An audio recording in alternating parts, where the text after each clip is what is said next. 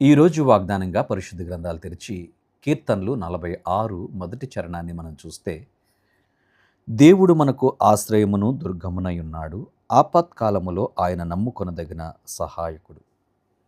ఆపత్కాలంలో నమ్ముకొనదగిన సహాయకుడు ఎవరు అనంటే మనం ఆరాధిస్తున్నటువంటి మన ప్రభువే. అందుకని అంటున్నాడు, దేవుడు మనకు ఆశ్రయమును దుర్గమునై ఉన్నాడు అనేటువంటి మాటను కోరహు కుమారులు తెలియజేస్తున్నారు. కోరహు దేవునికి అవిధేయంగా జీవించాడు, కానీ వారి కుమారులు దేవుని స్తుతిస్తూ దేవునిని ఆరాధిస్తూ వారు దేవునిని ఆశ్రయించారు. అందుకని అంటున్నారు, దేవుడు మనకు ఆశ్రయమును దుర్గమునై ఉన్నాడు.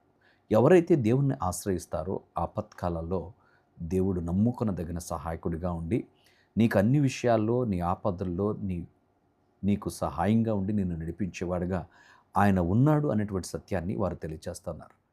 ప్రభునందు ప్రియమైన వారలారా, ఆపదల్లో ఉండి, ఇబ్బందుల్లో ఉండి, కష్టాల్లో ఉండి, ఎవరితో చెప్పుకోలేక సతమతమవుతున్నటువంటి పరిస్థితుల్లో నువ్వు ఉన్నావా? దేవునికి నీ యొక్క విన్నపాన్ని తెలియచేయి. ఆయన ఆపదల్లో నమ్ముకొనదగిన సహాయకుడు. ఆపత్కాలంలో ఆయన నమ్ముకొనదగిన సహాయకుడిగా ఉన్నాడు. కనుక అట్టి ఆపత్కాలంలో నమ్ముకొనదగిన సహాయకుడైనటువంటి దేవునికి నీ సహాయం అందించేవాడు. ఎబెనేజరే అనేటువంటి పేరు కలిగినటువంటి వాడు. ఎబెనేజరు, సహాయము చేసేటువంటి వాడు.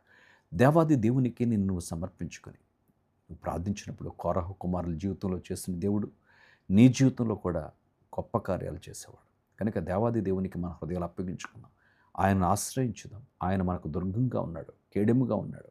ఆశ్రయ దుర్గంగా ఉన్నటువంటి దేవుడు కనుక దేవాది దేవునికి మనల్ని మనంగా సమర్పించుకొని, ప్రభువా నీవే నా ఆశ్రయము, నీవే నా కేడెము, నీవే నా దుర్గము, ఆపదల్లో ఆపత్కాలాల్లో నీవు నమ్ముకొనదగినటువంటి దేవుడుగా మాకున్నందుకు నీకు స్తోత్రమని ప్రభువుకి మన హృదయాలు అప్పగించి ప్రార్థన చేద్దాం. పరిశుద్ధుడా నీకు వందనాలు.